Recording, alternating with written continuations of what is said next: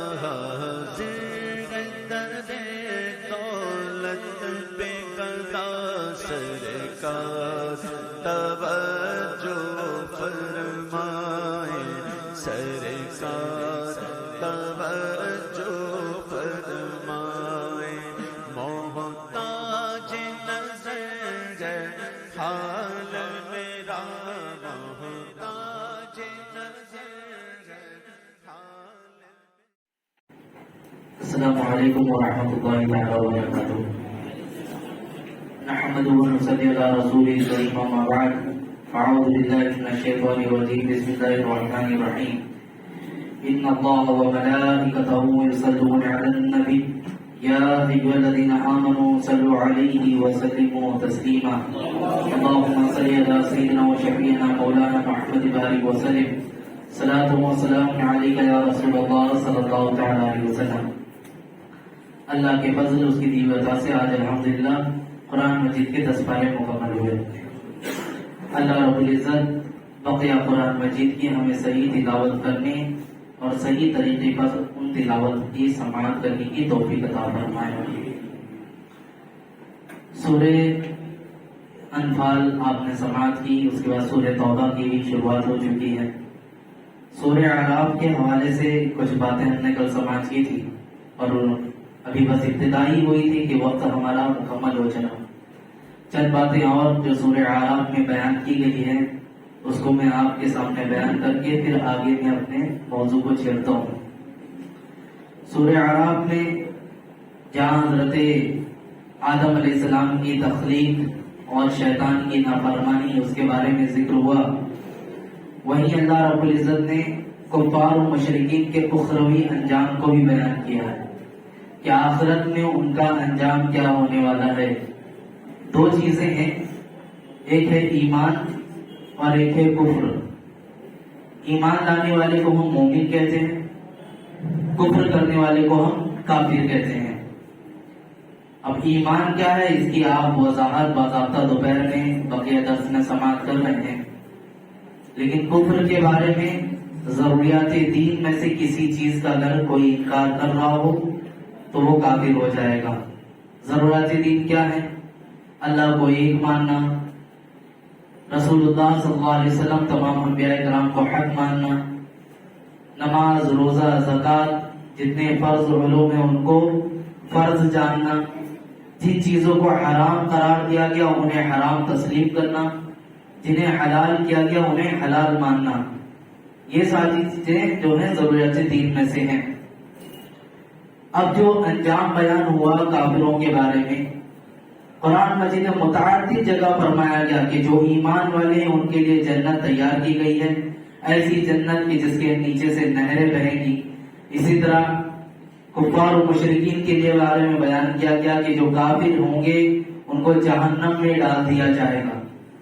آپ نے سماعت بھی کیا کہ میزان کے حوالے سے میں نے بتایا ایک حالت ایسی ہوگی کہ بندے کے جسم کو بڑا کر کے جہنم میں ڈالا جائے گا، اسی حالت میں اس کے اعمال کو بھی تولا جائے گا، اس کی جسم کی جسامت بھی ویسے ہی ہوگی۔ تو ایمان پر جانا اور کفر پر جانا یہ اصل میں ہے کیا، اس کو خالی میں آپ کو سمجھانا چاہتا ہوں۔ زندگی کا دار و مدار، عبادتوں کا دار و مدار یہاں پر آنا ہمارا اسی وقت کامیاب ہے جب ہم یہاں سے ایمان کی حالت میں رخصت ہوں۔ حدیث پاک میں فرمایا گیا کوئی بندہ ایسا بھی ہوتا ہے جو زندگی بھر عبادت کرتا رہے، زندگی بھر وہ عبادتوں میں مشغول رہے، لیکن آخری وقت اس کا ایسا آیا کہ اسے کفر صادر ہو گیا اور یہاں تک کہ اسی حالت میں وہ انتقال کر گیا، وہ جہنم میں ڈالا جائے گا۔ اور اسی کی بنسبت کچھ بندے ایسے بھی ہوں گے کہ جنہوں نے زندگی بھر گناہ کیا، عبادت نہیں کی، زندگی بھر گناہ کیا، آخری وقت میں اللہ رب العزت نے انہیں ہدایت دی اور وہ ایمان کی حالت پر ہوئے، یہاں تک کہ اسی حالت پر ان کا انتقال ہوگا اور انہیں اٹھا کر جنت میں ڈال دیا جائے گا۔ تو ہمارے لیے جو دار و مدار اور اصل چیز ہے وہ کیا ہے؟ ایمان پر رہنا۔ آج سب سے زیادہ جو کٹھن معاملہ ہے، حضور صلی اللہ علیہ وسلم نے فرمایا کہ آخری وقت میں قرب قیامت میں ایمان کو سلامت رکھنا ہاتھ میں انگار لینے جیسا ہوگا۔ آج وہی وقت ہے. یہاں تک کہ جو حدیث پاک میں فرمایا گیا کہ رات کو مومن سوئے گا، صبح کافر اٹھے گا، صبح کو مسلمان ہوگا، مومن ہوگا، رات تک کافر ہو چکا ہوگا. یہ بھی حدیث کے جملے. اس وقت تو یہ باتیں سمجھ میں نہیں آتی تھی، لیکن آج ہمارے عقل میں یہ باتیں بالکل آرام سے سمجھ میں آ جاتی کہ کس طرح کفر صادر ہوں گے. نہ جانے کتنے کفری کلمات، کتنے کفری گانے ہما وقت ہمارے سامنے بجتے ہوتے ہیں. انسان اسے باضابطہ سنتا بھی ہے، گنگناتا بھی ہے، دوسروں کو فارورڈ بھی کرتا ہے کہ بڑی اچھی طرز میں ہے، بڑی اچھی دھن میں ہے. یہ ہوتا ہے کہ نہیں؟ انسان خود بھی کفر کیا، اس چیز پر راضی ہو کر دوسروں کو بھی کرایا، اور پتہ تک نہیں ہوتا کہ میں نے اپنے ایمان کے ساتھ کیا کیا ہے. عزیزان مکرم، اگر بندہ ایمان کی حالت میں دنیا سے جائے، گناہ چاہے جتنے ہوں، حساب کتاب ہوگا. جو گناہ ہوں گے اس کی سزا کے لیے اسے جہنم میں ڈالا جائے گا. لیکن فرمایا گیا رائی کے برابر بھی، یہ بار بار بچپن سے سنا ہوگا کہ اتنا بھی ایمان ہو تو اسے جہنم سے نکال کر جنت میں ڈالا جائے گا. اس کا مطلب یہ نہیں رائی کے برابر ایک پیمانہ دیا گیا وہ ایمان الگ ایمان ہوتا ہے. اس کا مطلب یہ ایمان کی حالت سے دنیا میں جانا. یہاں بتانے کا مقصد یہ ہے کہ اتنا بھی ایمان، یعنی اس یہاں دنیا سے رخصت ہو تو ایمان کی حالت میں دنیا سے رخصت ہو. اس کی مثال میں آپ کو بتاؤں اور پھر میں آپ کو اس چیز پر لاتا ہوں. میں ہمیشہ ایک بچوں کی طرح لوگوں کو مثال دیتا ہوں کہ کسی بچے کو سبق نہ یاد ہونے پر کوئی استاد اسے یوں سزا دے کہ اسے پکڑے اور اٹھا کر لے جا کے گھر کے ایک کمرے میں بند کر دے. کمرے میں بند کرنے کے بعد اسے حد متعین کر دے 2 گھنٹہ 4 گھنٹہ یا 1 دن تک تمہیں اس میں رہنا، اس کے بعد نکالا جائے گا. وہ بندہ جائے گا، بچہ جائے گا، روئے گا، چیخے گا، چلائے گا 1 گھنٹہ 2 گھنٹہ، لیکن رو رو کر تھکنے کے بعد پھر وہ کیا کرے گا؟ جو وقت دیا گیا اس وقت کا انتظار کرے گا کہ فلاں وقت پہ تو مجھے باہر نکلنا ہے نا، اس وقت کا انتظار کرے گا. لیکن اسی کی بنسبت ایک بچے کو ایسا بند کیا گیا، اسی کمرے میں لے گیا اور لے جا کر ایسا بند کیا گیا کہ تجھے کبھی باہر نہیں نکالے جائے گا، یہاں سے کبھی بھی باہر نہیں نکالا جائے گا. رو رو کے تھک جائے، چیختا رہے، چلاتا رہے، وہ کس دن کا انتظار کرے گا؟ کون سے دن کا انتظار ہوگا اسے کہ مجھے باہر نکلنا ہے؟ آپ بتائیں. یہی مثال ہماری زندگی کا ہے. اگر ایمان کی حالت میں دنیا سے گئے، جہنم میں ڈالنے کے بعد جو بھی سزا ہوگی ساری چیزیں رب کا فضل ہوگا، اسے جہنم سے نکالا جائے گا، پاک و صاف شفاف کر کے واپس جنت میں ڈال دیا جائے گا.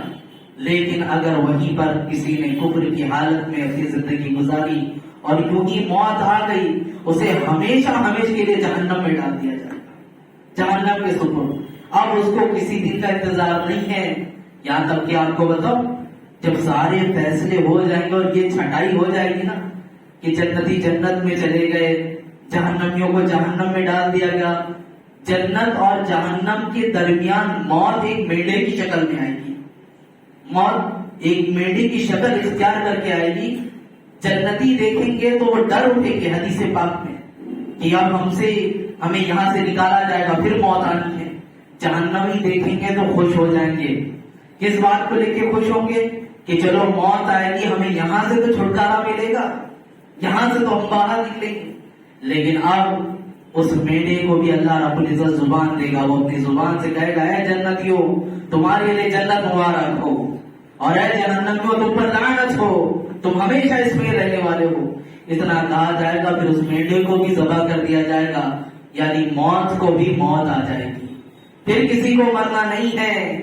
اب ہوگا کیا؟ اس کے بعد جو کافر ہوں گے ان کو بتایا گیا، ان کو ایک کافر کو بڑے صندوق، آگ کا جو صندوق ہوگا اس کے اندر ڈال کے پھر تالا مارا جائے گا، پھر اس صندوق کے دوسرے صندوق میں ڈال کے پھر تالے لگائے جائیں گے. اس طرح کئی صندوق میں انہیں بند کر کے جہنم کے نیچے تہے میں پھینکا جائے گا.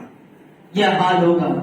ایمان پر مرنا، ایمان پر رہنا، بزرگان دین کا یہی تو معاملہ تھا. اپنی زندگی میں بارہا کتنے بھی عمل کرتے ہوں، ہم نے اپنی زندگی میں بھی کئی بزرگوں سے ملاقات کی. جب ان کے پاس ہم پہنچے، وہاں پہنچنے کے بعد ہم ان سے کہتے تھے حضور ہمارے لیے دعا کریں. وہ کہتے تھے میں تو گناہگار ہوں بیٹا، اور اپنی زندگی کے آخر لمحات گزارو، میرے لیے آپ لوگ دعا کریں کہ اللہ رب العزت ایمان پر خاتمہ دے. یہ ساری چیزیں تو ہیں. ایمان کا دار و مدار سب سے زیادہ ہے مسلمانوں. ہم کس خوش فہمی میں ہیں؟ کیا روزانہ یوں ہی زندگی گزارتے رہیں اور بول بکتے رہیں اور مرنے کے وقت کلمہ یوں ہی جاری ہو جائے گا؟ عزیزان مکرم، جسے رب تعالیٰ توفیق دے گا اس کی ہی زبان پہ کلمے جاری ہوں گے. آپ کو میں بتاؤں، فرمایا گیا ایک بزرگ جن کے بارے میں فرمایا گیا ان کے پاس ایک طوطا تھا. اس طوطے کو انہوں نے کلمہ رٹایا تھا. وہ ہر بات پہ جب بھی کہا جاتا کلمہ پڑھو تو کلمہ باضابطہ پڑھتا تھا، کلمہ پڑھ کر بتاتا تھا.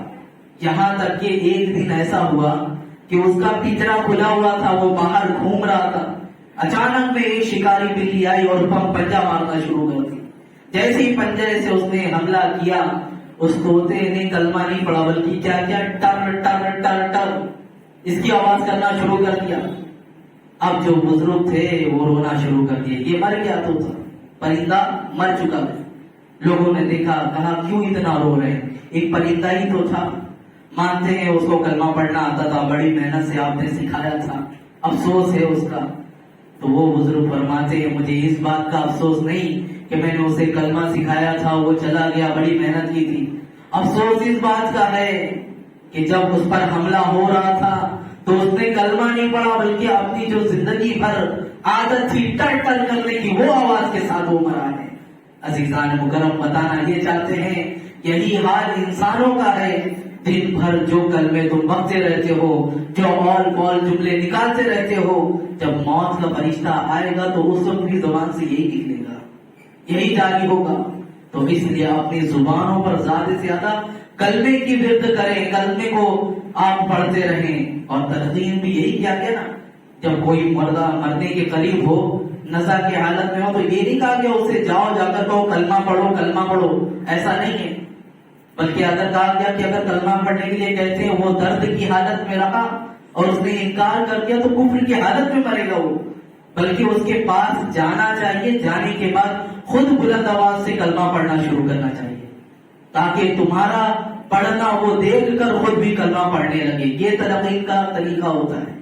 عزیزان مکرم، بتانا یہ ہے کہ اللہ رب العزت نے کافروں کا انجام کیا ہے، جنتیوں کا انجام کیا ہے، ان کے لیے کیا نعمتیں ہیں. سورہ رحمان میں تو بڑی تفصیل کے ساتھ اس کی بحث آئے گی انشاءاللہ، اس وقت پھر میں عرض کروں گا. بتانا بھی یہ ہے کہ سورہ اعراف میں جہنمیوں کے ساتھ کیا معاملہ ہوگا، کافر اور مشرک جہنم میں ڈالے جائیں گے، وہ سب چیز کا تذکرہ ہے. پھر آگے آپ نے فرمایا کہ اس میں حضرت آدم علیہ السلام کے جو واقعہ تفصیل سے بیان ہوئے، اس کے بعد حضرت نوح علیہ السلام کا بھی قصہ بیان کیا گیا. حضرت نوح علیہ السلام، اللہ رب العزت نے انبیاء علیہ السلام کو انسان کی ہدایت کے لیے مبعوث فرمایا. بہت سارے انبیاء کرام آئے، اس میں سے حضرت نوح بھی ہیں. انہیں آدم ثانی کہا جاتا ہے. حضرت نوح علیہ السلام کو آدم ثانی بھی کہا جاتا ہے. معلوم ہے کیوں کہتے ہیں؟ کیونکہ حضرت آدم علیہ السلام سے ایک بار دنیا میں لوگ تشکیل پائے، اس کے بعد پھر حالت ایسی آئی تھی کہ پوری روئے زمین پر پانی پانی تھا. ہوا ایسا تھا کہ حضرت نوح علیہ السلام نے تقریباً 950 سال تک تبلیغ کی. 950 سال. اس وقت لوگ ہزار سال 500 سال تک جیتے تھے. آج کے جیسا نہیں کہ 60 سال کے اندر انتقال کر جانا. اس وقت لمبی عمریں ہوا کرتی تھی. 950 سال آپ نے تبلیغ کی. تقریباً 70 لوگوں نے صرف اسلام قبول کیا تھا. 70 لوگوں نے صرف. اس کے بعد آپ کو برا بھلا کہتے تھے، بہت تعنے دیتے تھے. یہاں تک کہ کہتے تھے اگر آپ نبی ہیں، اللہ کو نبی ہی بھیجنا تھا تو کسی فرشتے کو بھیجتا، تم تو ہمارے ہی جیسے انسان ہو. ان کا یہ کہنا تھا. حضرت نوح علیہ السلام ان کے تلخ جملوں کو سن سن کر آخرکار اپنے ہاتھ کو اٹھا بیٹھے، اللہ ان کو تو عذاب چکھاتے ہیں، ان کو تو عذاب چکھا دے. اللہ رب العزت نے حکم دیا، اے نوح کشتی بناؤ. کشتی بنانا تقریباً 100 سال تک بتایا جاتا ہے کشتی بنانے میں وقت گزر گیا. کئی فٹ لمبی، کئی فٹ چوڑی کشتی بنائی گئی اور اس کے اندر 3 محالے تھے. اتنی کشتیاں بنائی گئی. آپ سوکھے مقام پر کشتیاں بنا رہے تھے تو لوگوں نے کیا کیا، اس پر بھی تعان کرنا شروع کر دیا. یہ دیکھو سوکھی جگہ پہ اتنی بڑی کشتی بنا رہے ہیں، کیسے کشتی چلے گی، پانی تو یہاں ہے ہی نہیں. ان کا مذاق بنایا. یہاں تک کہ جو آپ کے قوم کے لوگ تھے وہ کچرے کو لا لا کر ان کشتیوں میں بھر دیے تھے، پوری کشتی کچرے سے بھر چکی تھی. پھر اللہ رب العزت نے انہیں ایسی بیماری میں مبتلا کیا کہ ان کی بیماری کا علاج اس کشتی میں جو بڑا کچرا تھا اسی کے ذریعے ہونا تھا. وہ لوگ میں سے آتے جاتے اور اس کشتی کے کچرے کو صاف کر کر کے اپنا علاج کرتے تھے. خیر کشتی تیار ہو گئی. اب اللہ رب العزت کے حکم سے حضرت نوح علیہ السلام نے لوگوں کو دعوت دی، آ جاؤ پناہ میں اللہ کی، اس کشتی پر سوار ہو جاؤ، اللہ کا عذاب اترنے والا ہے. لوگ سنتے ہی نہیں تھے. بارش بہت موسلادھار ہوئی، آسمان پھٹ چکا تھا، بادل پھٹ رہے تھے، زمین بھی اپنے سینوں کو چیر چکا تھا، زمین سے چشمے ابل رہے تھے، آسمان سے بھی پانی گزر رہا تھا. یہاں تک کہ اتنا پانی برسا، کہا جاتا ہے کہ بڑے بڑے پہاڑ کی چوٹیاں بھی نظر نہیں آ رہی تھی، پورے روئے زمین پر پانی ہی پانی تھا. اسی دوران ایک بات یہ بھی کہی جاتی ہے، ایک بڑھیا تھی جو حضرت نوح علیہ السلام کی ماننے والی تھی، وہ کسی وجہ سے کشتی میں تو سوار نہیں ہو پائی تھی. جب پانی پورا بھر چکا تھا، اب جودی پہاڑی سے 40 دن کے بعد، تقریباً 40 دن تک یہ بارش ہوتی رہی اور کئی مہینے کے بعد یہ کشتی جودی پہاڑی سے جا کر لگی. آپ کے ساتھ ہر طرح کے جانور تھے، تمام چیزیں موجود تھی، آپ کے پریوار کے لوگ تھے. آپ کا صاحبزادہ جب پانی برس رہا تھا تو آپ نے کہا بیٹا آ جائے اس میں، کہا نہیں پانی برس رہا، میں تیر کر دوسرے پہاڑ کی طرف چلے جاؤں گا. کشتی میں سوار نہیں ہو، وہ ہلاک ہو گیا. عزیزان مکرم، اللہ رب العزت نے ان سب چیزوں کو بیان فرمایا قرآن مجید میں کہ جب نافرمانی کی گئی تو ان پہ عذاب کس طرح آیا ہے، کس طرح انہیں عذاب نے لے لیا. عزیزان مکرم، میں آپ کو عرض کرنا چاہتا ہوں، رسول پاک صلی اللہ علیہ وسلم نے جو تعلیمات ہمیں دی ہیں، کیا وہ تعلیمات پر ہم مکمل اتر رہے ہیں؟ کیا وہ ساری تعلیمات پر ہم عمل کر رہے ہیں؟ جن جن نافرمانیوں سے دیگر قوم گزری ہے، اسی سورے میں قوم لوط کا بھی ذکر ہے. قوم لوط کون؟ وہ قوم جس کے اندر لواطت عام تھی. لواطت کے بارے میں کہا کہ مرد کا مرد کے ساتھ اپنی خواہش کو پوری کر لینا، یہ 100 بار زنا کرنے سے بھی بڑا سخت گناہ ہے. کوئی 100 بار زنا کرے اس سے بھی بڑا گناہ یہ کہ کوئی مرد اپنے مرد کے ساتھ جوڑے کھائے، اس سے اپنی خواہشوں کو پوری کرے. ہمارے ہندوستان میں تو باضابطہ اس کا قانون پاس کیا جا رہا ہے، اس پہ موویاں بن رہی ہیں لوگوں کو ترغیب دلانے کے لیے کہ تمہاری زندگی ہے، جس طرح چاہو اس طرح جی سکتے ہو. عزیزان مکرم، یہ سب چیزوں کے پیچھے یہودیوں کی جانب ہے، یہودیوں کی. ان کا مقصد اور ان کا مطمع نظر مسلمان ہے کہ ان کو ان چیزوں میں ہی مبتلا کر دو تاکہ ان کی پاپولیشن کم ہو، ان کی تعداد کم ہو. یہ ساری چیزوں کو تعداد پہ لے کر آئے. میں پر بھی آؤں گا انشاءاللہ کہ مسلمان کی تعداد کو لے کر ہمارا کیا گمان ہونا چاہیے. بہرکیف عزیزان مکرم، یہ قوم لوط کا جو عذاب آیا، لواطت ان میں اس قدر عام تھی کہ ان کی عورتیں باضابطہ جب شہر سے کوئی گزرتا تھا مسافر تو اس مرد کو پکڑ کے اپنے مرد کے پاس پیش کرتی تھی کہ میرے گھر کا مرد اس سے اپنی خواہشوں کو پوری کرے. جب مرد ان سے خواہش پوری کرتا تھا تو اس مرد کے ذریعے پھر وہ اپنی خواہشوں کو پوری کرتی تھی. پورا نظام درہم برہم کر کے رکھ دیا تھا ان لوگوں نے. اب اللہ رب العزت نے حضرت جبرائیل کو حکم کیا ہے، جبرائیل جاؤ اس بستی کو لو اور آسمان میں اٹھا کر سے اوندھا کر دو، پلٹ دو. آج بھی وہ جگہ موجود ہے، وہاں کوئی بستی نہیں ہے، بلکہ حکم یہ کہ جب اس مقام سے گزرا جائے تو تیزی کے ساتھ گزرا جائے، کیونکہ وہاں اللہ کا عذاب آیا ہے. عزیزان مکرم، یہ ساری نافرمانیوں کو آپ جمع کر لیں اور اس دور میں آپ دیکھیں کیا ہمارے درمیان یہ نافرمانیاں ہو رہی ہے کہ نہیں. آج ہماری امت، ہم جس امت میں ہیں، اس امت کے لوگ ان گناہوں میں مبتلا ہیں کہ نہیں ہیں. ایک بار جا کر ٹٹول کر دیکھیں، اپنے گرد و پیش کا ہی جائزہ لے لیں. عزیزان مکرم، بڑی کثرت سے لوگ نظر آئیں گے، لیکن کرم بالائے کرم یہ ہے کہ اللہ کا عذاب ہم پر نہیں آ رہا ہے. اس طرح کا عذاب ہم لوگوں پر نہیں آئے گا. کیوں؟ کیونکہ ہمارے درمیان رسول اللہ صلی اللہ علیہ وسلم موجود ہے. یہ ان کی رحمت ہے آج بھی ہم پر کہ اللہ رب العزت ہم پر عذاب نازل نہیں کر رہا ہے. ورنہ ہمارے حالات تو ایسے ہیں، زمین پھٹ جائے ہم اندر دھسا دیے جائیں، یہ بھی کم ہے ہمارے لیے. عزیزان مکرم، قرآن مجید میں جو یہ ساری چیزیں بیان کی گئی وہ انسان کی ترغیب کے لیے ہے. اس کو پڑھ کے ہمیں نصیحت کرنا ہے. کل کو ہم قیامت میں یہ نہیں کہہ سکتے ہمیں کوئی بتانے والا نہیں تھا، ہمیں کوئی سکھانے والا نہیں تھا۔ یہ قرآن ہے ہمہ وقت جو قیامت تک تمہاری رہنمائی کرتا رہے گا۔ ایک بندہ چھوٹے اخبارات کو پڑھ کر اس پہ یقین کر کے اپنی زندگی کو گزارنا اور سنوارنا تو چاہتا ہے، لیکن جو رب کا سچا کلام ہے اسے پڑھنا نہیں چاہتا۔ یہ آج ہمارا عالمیہ بنا ہوا ہے۔ عزیزان مکرم، قرآن کو پڑھو اور اس کے مطابق اپنی زندگی کو گزارو۔ تو قوم لوط کا بھی بیان اس میں گزرا۔ حضرت موسیٰ علیہ السلام اور فرعون کے درمیان جو معاملات ہوئے تھے، آپ کی پیدائش کا تذکرہ بھی گزرا اس کے اندر۔ حضرت موسیٰ علیہ السلام کی پیدائش بھی بڑی انوکھی ہوئی تھی اور ایسے وقت میں ہوئی۔ حضرت موسیٰ علیہ السلام کی پیدائش آپ سنیں۔ فرعون نے ایک سپنا دیکھا کہ اس کے محل پر ایک آگ آئی اور اس آگ نے پورے محل کو تہس نہس کر دیا۔ اس نے نجومیوں کو بلایا اور اپنے خواب کی تعبیر پوچھی کہ کیا ہوگی اس کی تعبیر۔ تب نجومیوں نے بتایا کہ بنی اسرائیل میں ایک بچہ پیدا ہوگا جو تمہاری سلطنت کو نیست نابود کر دے گا۔ اتنا سننا تھا، اس کے پیر ڈگمگا گئے اور اس نے حکم جاری کر دیا، آج سے جتنے بھی بچے پیدا ہوں گے سب کو قتل کیا جائے، سب کو قتل کیا جائے۔ ایک روایت میں ہے 30,000، ایک روایت میں ہے 50 اور ایک روایت میں 90,000 بچوں کو قتل کیا گیا تھا۔ اتنی تعداد میں بچوں کو اس نے قتل کروایا تھا۔ عزیزان مکرم، اسی دوران حضرت موسیٰ علیہ السلام بھی حمل کی حالت میں تھے۔ اب جب بچے 90,000 کی تعداد میں قتل ہو چکے تھے تقریباً، تو اب سپاہیوں نے کہا کہ اسی طرح اگر بچے کو ہم قتل کرتے رہے تو آگے چل کے ہمیں سپاہی اور خادموں کی ضرورت پڑے گی، ہم کیا کریں گے، کیونکہ صرف بچیوں کو ہی چھوڑا جا رہا ہے۔ تب فرعون نے کہا ایک کام کرتے ہیں، ایک دن اگر دیکھتے ہیں بچہ پیدا ہوتا ہے تو چھوڑ دیں گے اور دوسرے دن اگر پیدا ہوا تو قتل کریں گے، یعنی ایک دن رعایت ہے اور ایک دن اسے قتل کیا جائے گا۔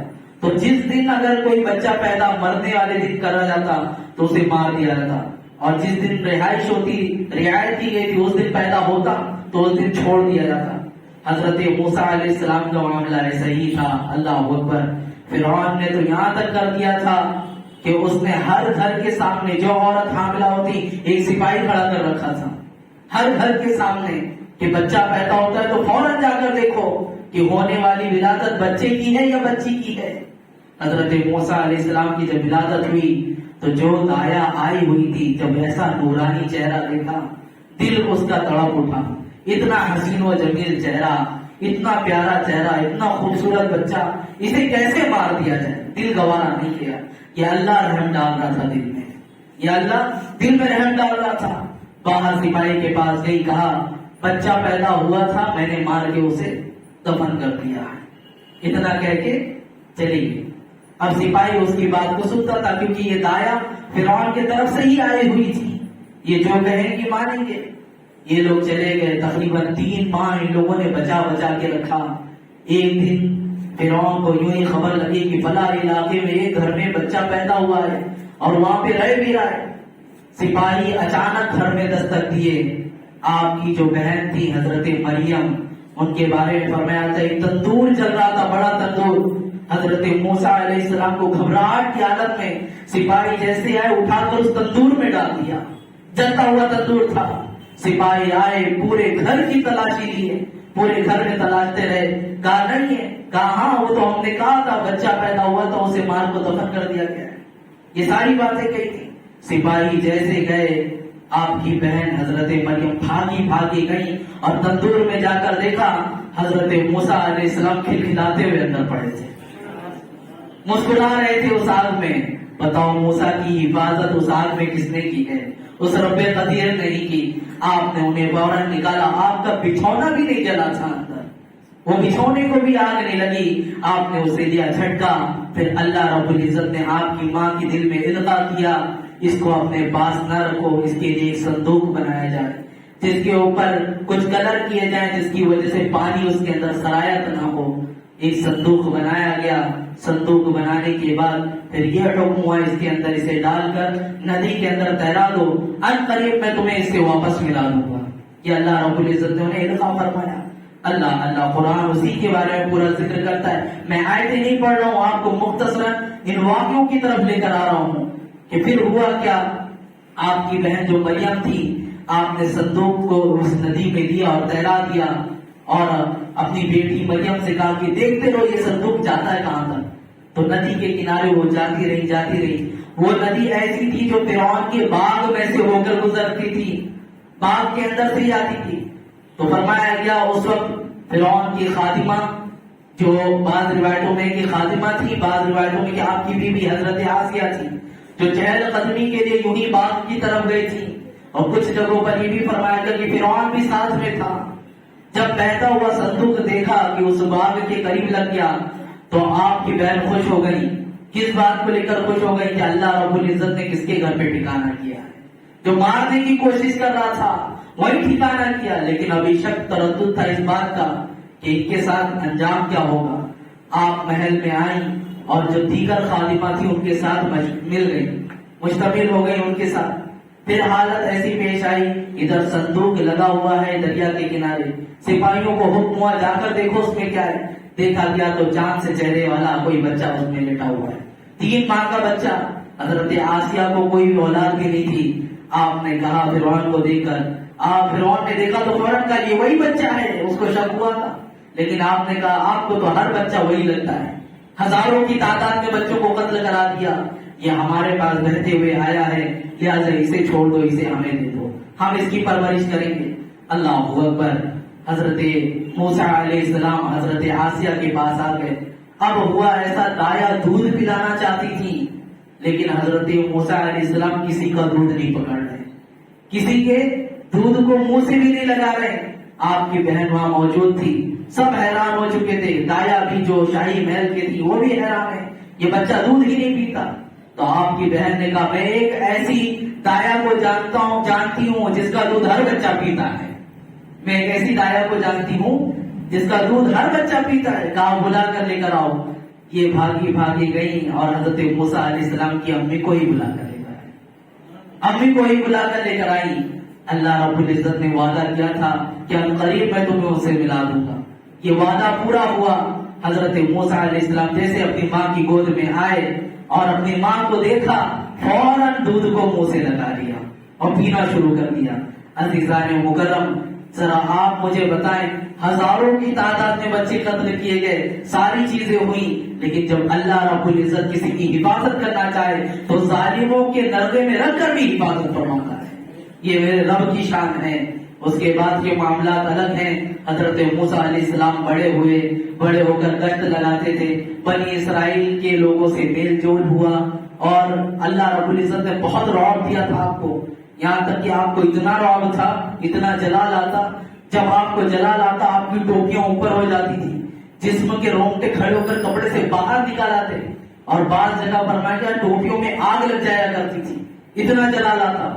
اور اسی جلال کی بنا پر ایک مصری نے آپ کو اناپ شناپ بنی اسرائیلیوں کو بولنا شروع کیا، آپ نے جلال میں ایک تماچا رسید کیا، اس کا اسی وقت انتقال ہو گیا تھا، صرف ایک تماچے کی وجہ سے۔ تو خیر بعد میں بات یہ ہوئی تھی کہ فرعون تک وہ بات کیسے کیسے پہنچی، آپ کے بارے میں آپ نے گرفتاری کا حکم دیا، آپ دور گئے، ایک لمبا طویل واقعہ ہے، لیکن یہاں بتانا یہ مقصود تھا عزیزوں کہ اللہ رب العزت نے حضرت موسیٰ علیہ السلام کی پرورش کس طرح کی۔ جب رب تعالیٰ کسی کو پالنا چاہتا ہے تو وہ کس طرح پالتا ہے۔ ہم تم کیوں پریشان ہوتے ہیں کہ اتنے بچے ہوں گے اتنے بچے ہوں گے، کون پالے گا کون نہیں پالے گا، کہاں رہیں گے کہاں نہیں۔ جو رب ہمیں بچوں سے نواز رہا ہے وہ یقیناً انہیں رزق سے بھی نوازے گا، یہ ہمارا عقیدہ ہونا چاہیے۔ ہاں اس بات کی کوشش کرنی چاہیے کہ ہم اپنی سہولتوں کے اعتبار سے بچوں کا اہتمام کریں، بچوں کو دیکھیں۔ بہت سارے لوگوں کا معاملہ ایسا ہے، حدیث پاک میں ہے، اس پر بھی دھیان دینا چاہیے۔ رسول اللہ صلی اللہ علیہ وسلم نے فرمایا کہ ان عورت سے شادی کرو جو زیادہ بچے دیتی ہوں، اس کی وجہ یہ ہے تاکہ قیامت میں اپنی امت کی کثرت کو دیکھ کر فخر کروں کہ میری امت اتنی زیادہ ہے، میری امت میں اتنے لوگ زیادہ ہیں، یہ کثرت دیکھ کر فخر کروں۔ لیکن عزیزان مکرم، اپنے آپ میں یہ خیال کو نکال دو کہ بچے کیسے پلیں گے کیسے بڑھیں گے۔ رب تعالیٰ خالق ہے، مالک ہے، وہ رب قدیر ہے، پورے عالمین کو پالنے والا ہے، ہماری اولادوں کو بھی وہی پالے گا۔ خیر یہاں اتنی باتیں گزری، اب چند باتیں میں آپ کے سامنے سورہ توبہ کے حوالے سے بھی عرض کر دوں. سورہ توبہ نام سے ہی آپ کو سمجھ میں آ جائے گا یہ کیا چیز ہے. توبہ کسے کہتے ہیں؟ اللہ کی بارگاہ میں رجوع لانا، اللہ کی بارگاہ میں استغفار کرنا، اسے توبہ کہتے ہیں. اس سورت کے 10 نام ہیں تقریباً، لیکن خاص طور پہ سورہ توبہ کے نام سے یہ زیادہ مشہور ہے. اور اس میں چونکہ توبہ کا بیان بڑی کثرت سے آیا ہے، توبہ کا بیان بڑی کثرت سے، اس لیے اس کا نام سورہ توبہ. اور ہر سورت کی شروعات میں آپ نے دیکھا ہوگا کہ بسم اللہ الرحمن الرحیم لکھی ہوتی ہے، لیکن سورہ توبہ کے شروع میں بسم اللہ نہیں لکھا ہے. اس کے اندر قراء حضرات اور کئی روایتوں کے اعتبار سے الگ الگ امام کے نزدیک ہے. بعض لوگوں نے یہ کہا ہے کہ ہر سورت کے ساتھ جبریل امین بسم اللہ بھی لے کر آئے تھے، اس لیے بسم اللہ لکھی گئی ہے. سورہ برات یعنی سورہ توبہ کے ساتھ نہیں آئی ہے، اس لیے اس کے ساتھ نہیں لکھی گئی. کچھ لوگوں نے یہ کہا کہ سورہ توبہ آیت غضب ہے اور بسم اللہ الرحمن الرحیم آیت رحمی ہے، یعنی اس میں رحمت کے جملے استعمال ہے. ہم کیا کہتے ہیں؟ اللہ کے نام سے شروع جو رحمان اور رحیم، تو رحمان اور رحیم اللہ کے رحمان اور رحیم ہونا اور دوسری طرف غضب کا شروعات ہونا، اس وجہ سے اس کی ممانعت کی گئی. اور کوئی حصول برکت کے لیے پڑھنا چاہے تو بھی پڑھ سکتا ہے، منع نہیں، لیکن اس میں صورت یہ دی گئی کہ فصل کر کے پڑھا جائے. فصل اور وصل دو حالت ہوتی ہے. وصل کہتے ہیں جیسے میں نے سورہ فاتحہ پڑھی بسم اللہ الرحمن الرحیم الحمدللہ، بسم اللہ کو ہم نے سورہ فاتحہ سے ملا دیا تو یہ وصل ہے. اور فصل بسم اللہ الرحمن الرحیم الحمدللہ رب العالمین، تو یہ فصل کی حالت، تو اس کو جدا کر کے پڑھنا چاہیے. تو یہ حصول برکت کے لیے کوئی پڑھنا چاہے تو پڑھ بھی سکتا ہے. خیر، سورہ توبہ کے یہ سارے معاملات آپ نے سماعت کیے. اس کے اندر چند فضیلتیں بھی ہیں، آپ سن لیں. حضرت علی المرتضیٰ سے مروی ہے، اور حضرت سورہ توبہ کی فضیلت میں آپ فرماتے ہیں کہ نبی پاک صلی اللہ علیہ وسلم نے فرمایا منافق سورہ ہود، سورہ برات یعنی سورہ توبہ، سورہ یاسین، سورہ دخان اور سورہ نبا کبھی یاد نہیں کر پائے گا. منافق جو ہوگا وہ کبھی نہ سورہ یاسین یاد کر پائے گا، نہ سورہ توبہ، نہ سورہ ہود، نہ سورہ دخان، نہ سورہ نبا یعنی عما یتساءلون، اما پاری کی جو سب سے پہلی سورہ ہے، اس کو کبھی نہیں یاد کر پائے گا. یہ اس کی فضیلت میں منافقوں کو جانچنے کے لیے اللہ رب العزت ہم سب کو منافقت سے بچائے. آگے اس میں رب تعالیٰ نے چند مشرکوں کے بارے میں بتایا کہ مشرکوں اور کافروں کو دیکھا جائے تو ان کے ساتھ کیا سلوک کیا جائے. ابھی بیچ میں 26 آیتوں کو لے کر بہت واویلا مچا تھا، آپ سب کو پتا ہوگا کہ قرآن مجید میں فرمایا گیا کافروں کو جہاں پاؤ وہاں قتل کرو. تو قرآن کے آیت کو کچھ ٹکڑا پڑھنا اور کچھ کو چھوڑ دینا یہ انصاف نہیں ہے. پوری آیتوں کو سماعت کریں اور اس کے آگے اللہ رب العزت نے کیا فرمایا وہ بھی سماعت کریں. اللہ رب العزت قرآن مجید میں ارشاد فرماتا ہے فَإِذَا انْسَلَخَ الْأَشْهُرُ الْحُرُمُ فَاقْتُلُوا الْمُشْرِكِينَ حَيْثُ وَجَدتُّمُوهُمْ وَخُذُوهُمْ وَاحْصُرُوهُمْ وَاقْعُدُوا لَهُمْ كُلَّ مَرْصَدٍ فَإِن تَابُوا وَأَقَامُوا الصَّلَاةَ وَآتَوُا الزَّكَاةَ فَخَلُّوا سَبِيلَهُمْ إِنَّ اللَّهَ غَفُورٌ رَحِيمٌ. رب تعالیٰ ارشاد فرماتا ہے پھر جب حرمت والے مہینے گزر جائیں تو مشرکوں کو مارو جہاں تم انہیں پاؤ، اور انہیں پکڑ لو اور قید کر لو اور ہر جگہ ان کی طاق میں بیٹھے پھرو. توبہ کریں تو انہیں چھوڑ دو، نماز قائم رکھیں اور زکات دیں تو ان کا راستہ چھوڑ دو، بے شک اللہ رب العزت بخشنے اور رحم فرمانے والا ہے. عزیزان مکرم، یہ آیت سننے کے بعد کیا لگتا ہے کہ رب تعالیٰ نے تو یوں ہی فرما دیا کہ جہاں پاؤ وہیں قتل کرو. اسی کو لے کر تو واویلا مچایا تھا کہ دیکھو ان کا رب کیا فرماتا ہے قرآن میں کہ جہاں بھی تم پاؤ کافروں کو مشرکوں کو انہیں وہی قتل کر ڈالو. ان چیزوں کا حکم دیا گیا. اس کا پس منظر کسی نے بیان نہیں کیا، یہ کس موقع پر ہے اور کب بیان کیا گیا. اصل میں یہ جو صورت حیات بیان ہے وہ اس وقت ہے کہ جب جنگ کی حالت میں کافر تمہارے سامنے آئے، وہ بھی تو تمہیں مارنے کی حیثیت سے آئے ہیں. تو اب تم اگر ان کو پاؤ اور وہ 4 مہینے، یہ 4 مہینے جو بتائے گئے اس میں رجب ہے، ذی القعدہ، ذی الحجہ، محرم، یہ 4 مہینے. اس وقت تو معاہدہ ہوا تھا کہ ان 4 مہینوں میں جنگ نہ کی جائے، تو اس وقت ان مہینوں میں جنگ کرنا حرام تھا. عزیزان مکرم، اگر آج اس پرفتن دور میں جنگ کا اعلان ہو جائے اور معاملہ چھڑ جائے تو ہمارے لیے جائز ہے، 4 مہینے میں بھی کر سکتے ہیں۔ بہرکیف بتانا یہ آپ کو مقصود ہے کہ یہاں پر جو حکم دیا گیا کہ طاق میں بیٹھے رہو اور جب ان کے علاوہ یہ ملے تو انہیں پکڑو، قتل کرو، کیونکہ کافر خود بھی مسلمانوں کو تکلیف دینے کے لیے تیار تھے، ان کو ایذا پہنچانے کے لیے تیار تھے۔ اس کے بارے میں آپ آگے سماعت کریں، آگے کی جو آیت ہے اس سے آپ کو صاف صاف سمجھ میں آ جائے گا کہ یہ بات میں کیوں کہہ رہا ہوں۔ رب تعالیٰ اس کی آگے کی آیت، وہ آیت نمبر 5 تھی یا آیت نمبر 6 ہے، سماعت کریں۔ اللہ تعالیٰ فرماتا وَإِنْ أَحَدٌ مِّنَ الْمُشْرِكِينَ اسْتَجَارَكَ فَأَجِرْهُ حَتَّى يَسْمَعَ كَلَامَ اللَّهِ ثُمَّ أَبْلِغْهُ مَأْمَنَهُ ذَلِكَ بِأَنَّهُمْ قَوْمٌ لَا يَعْلَمُونَ۔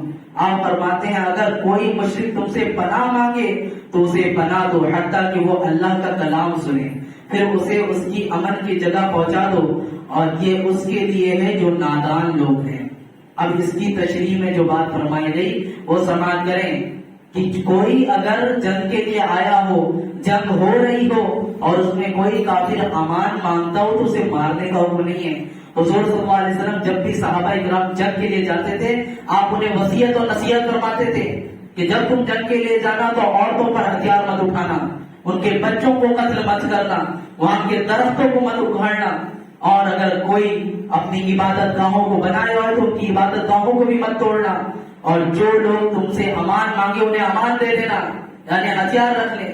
اب یہاں جو بات بتائی گئی وہ صرف امان تک ہی نہیں بلکہ یہاں یہ بھی فرمایا گیا کہ کوئی امان مانگے اور کچھ دن اللہ رسول کی بات سنتا ہے، اگر اس کے دل پہ اثر کر جائے، وہ مومن ہو جائے تو صحیح ہے، ورنہ اسے جتنے دن کے لیے امان دیا گیا اس امان کے بعد یہ دارالاسلام ہے تو اسے امانت کے ساتھ باہر کر دیا جائے، وہ جائے اپنے آپ پر رہے، اسے ایسا نہیں کہ قتل کیا جائے۔ ان لوگوں کو قتل کرنے کا حکم ہے جو تمہیں قتل کرنے کے لیے آتے ہیں۔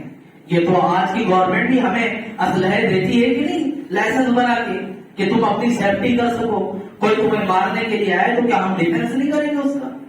کوئی اگر تمہیں قتل کرنے کے لیے آئے تو کیا آپ یوں ہی کھڑے رہیں گے، آپ ہمیں ماریں ہم تمہارے خلاف کچھ نہیں بولیں گے؟ یہ کہاں کا انصاف ہے؟ تو اسلام نے جو نظریہ پیش کیا وہ اصل میں یہ چیز تھی کہ وہ آتے تھے جنگ کی حالت میں، اور جنگ کی حالت میں اگر کوئی تمہیں قتل کرنے آیا تو تم بھی انہیں قتل کرو، جنگ کرو، ہاں اگر کوئی امان چاہتا تو اسے امان دیا جائے۔ تو بہرکیف مسلمانوں یہاں یہ مشرکوں کے بارے میں حکم آیا، اور یہ ضمنی چیز تھی جو مجھے بتانا ضروری محسوس ہوا، کیونکہ آج کے پرفتن دور میں رب کے کلام کو بہت الگ الگ نظریے کے ساتھ لوگوں کے سامنے کئی لوگ پیش کرتے نظر آ رہے ہیں۔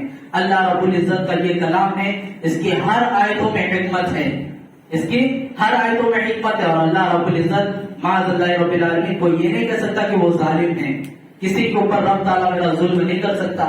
ہاں ظلم کو دیکھ کر خاموش رہنا یہ بھی ظلم ہے، کہیں ظلم ہو رہا ہو اور آپ خاموش بیٹھتے ہیں ان چیز کو دیکھ کر تو یہ بھی ظلم ہے، ظلم کے خلاف آواز اٹھانا چاہیے۔ اللہ رب العزت ہم سب کو کہنے سننے سے عمل کی توفیق عطا فرمائے۔ اور بھی اس میں کئی چیزیں ہیں انشاءاللہ گزشتہ اس کے بعد اگلے دن آئندہ دن میں آپ کے سامنے پیش کروں گا۔ سورہ توبہ میں اور بھی آیتیں ہیں جس میں میلاد کا ثبوت بھی ہے اور صادقین کی صفت بیان ہوئی ہے، کئی ساری چیزیں ہیں۔ اللہ رب العزت زندگی سلامت رہی، اس نے توفیق دی تو میں آپ کے سامنے انشاءاللہ ان سب چیزوں پہ بھی وضاحت کروں گا۔ اب تک جتنی باتیں کی مولا تعالی ہم سب کو ان سب پر عمل کی توفیق عطا فرمائے۔ مولا اگر میرے کہنے میں کسی اعتبار سے بھی غلطی سرزد ہوئی ہے تو تو مولا رحیم و رحیم اور غفار ہے، ہم سب کے گناہوں کو بخش، تیری بارگاہ میں توبہ کرتے ہیں، استغفر اللہ ربی من کل ذنب واتوب الیہ۔ مولا ہم سب کو اٹھنے سے پہلے بخشوں میں شمار عطا فرما۔ اے پاک پروردگار عالم ماہ سیام کی خوب برکتوں سے مالا مال فرما۔ اے اللہ ہم سب کو کتاب و سنت پر عمل پیرا رہنے کی توفیق عطا فرما۔